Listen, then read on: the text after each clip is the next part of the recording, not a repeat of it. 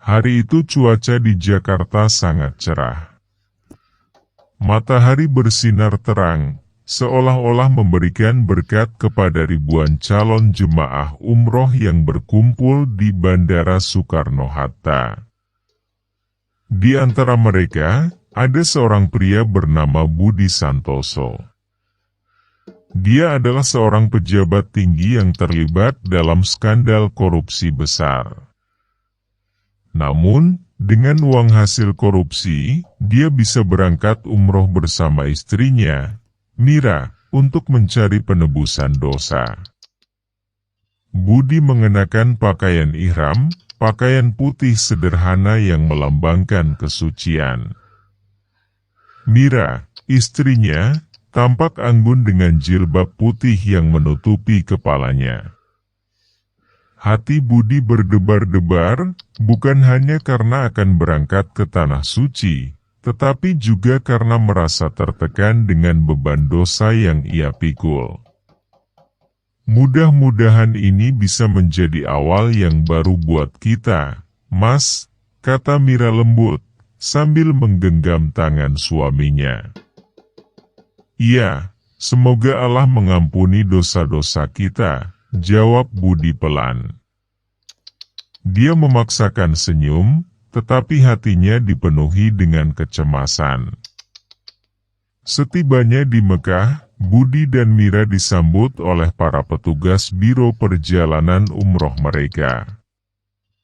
Budi merasa terkesan dengan keramahan mereka dan profesionalisme yang ditunjukkan. Mereka langsung diantar ke hotel untuk beristirahat setelah perjalanan panjang. Keesokan harinya, mereka bergabung dengan rombongan untuk melaksanakan rangkaian ibadah umroh. Budi merasa haru saat pertama kali melihat Ka'bah. Air mata menetes dari matanya, dan dia berdoa agar dosanya diampuni. Namun, dalam hatinya, Budi masih merasa gelisah.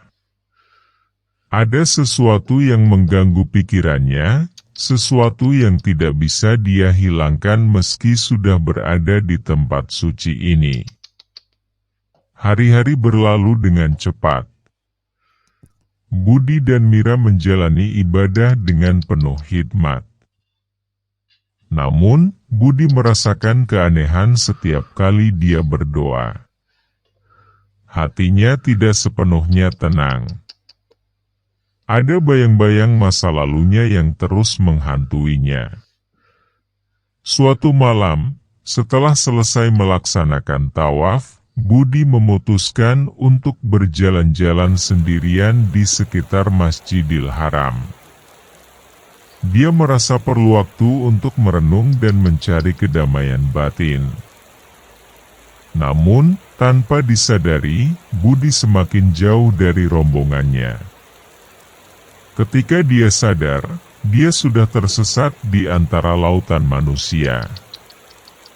Dia berusaha kembali ke tempat semula, tetapi setiap jalan yang dia ambil terasa seperti labirin yang tak berujung.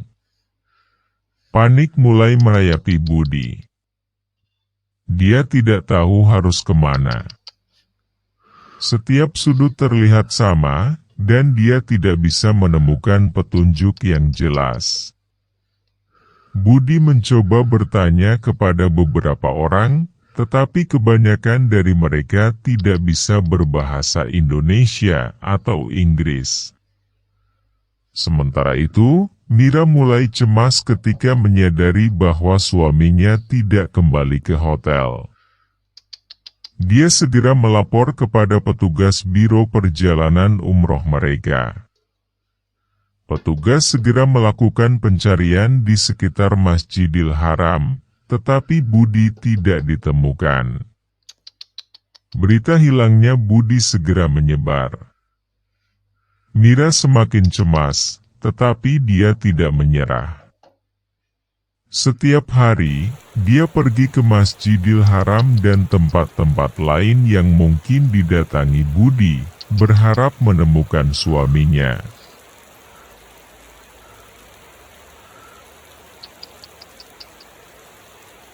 Waktu berlalu, dan pencarian Budi belum membuahkan hasil. Mira merasa putus asa, tetapi dia terus berdoa dan berharap. Dia juga mendapatkan dukungan dari jemaah lain dan petugas biro perjalanan. Di sisi lain, Budi berjuang untuk bertahan hidup. Dia tinggal di jalanan, makan dari sisa-sisa makanan yang dia temukan, dan tidur di tempat-tempat terbuka. Budi merasa sangat terpuruk, tetapi dia juga merasa bahwa ini adalah hukuman atas dosa-dosanya. Suatu hari, seorang pria tua yang baik hati menemukan Budi terbaring lemah di pinggir jalan. Pria itu membawa Budi ke rumahnya dan merawatnya hingga pulih. Budi merasa sangat berterima kasih, dan dia mulai merenungkan hidupnya. Dia merasa bahwa Allah masih memberinya kesempatan untuk berubah. Budi memutuskan untuk kembali ke hotel tempat dia dan Mira menginap. Dengan bantuan pria tua tersebut, dia akhirnya bisa menemukan jalan kembali. Ketika Budi tiba di hotel, Mira tidak bisa menahan air matanya. Mereka berpelukan erat, merasa bersyukur bahwa akhirnya mereka bisa bertemu kembali. Setelah pencarian yang panjang dan penuh kelelahan, Budi dan Mira akhirnya kembali ke Indonesia. Pengalaman di Tanah Suci mengubah hidup mereka.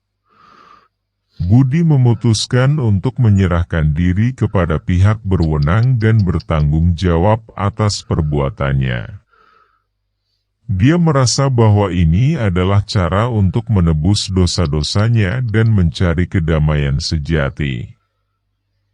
Mira mendukung keputusan suaminya dengan sepenuh hati. Mereka berdua yakin bahwa dengan bertaubat dan menjalani hukuman, mereka bisa memulai hidup baru yang lebih baik. Di balik jeruji besi, Budi merasa tenang. Dia telah menerima hukumannya dan memulai hidup baru dengan hati yang bersih. Mira setia menunggu, selalu mendukung dan mendoakan suaminya. Mereka berdua percaya bahwa setelah badai pasti ada pelangi. Dengan keimanan dan ketulusan hati, mereka memulai perjalanan baru menuju hidup yang lebih bermakna dan penuh berkah. Cerita Budi adalah pelajaran bagi kita semua.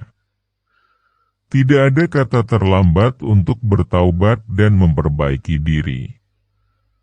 Meskipun kita tersesat dalam perjalanan hidup, selalu ada jalan untuk kembali, asalkan kita mau berusaha dan berdoa.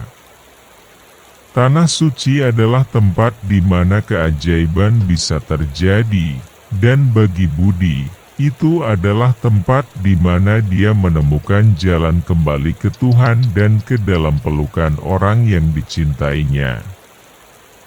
Sekian dan terima kasih Tenda Horores. Sampai jumpa lagi di Tenda Horor episode selanjutnya. Jangan lupa like, comment, dan subscribe channel Bang Cepar 7.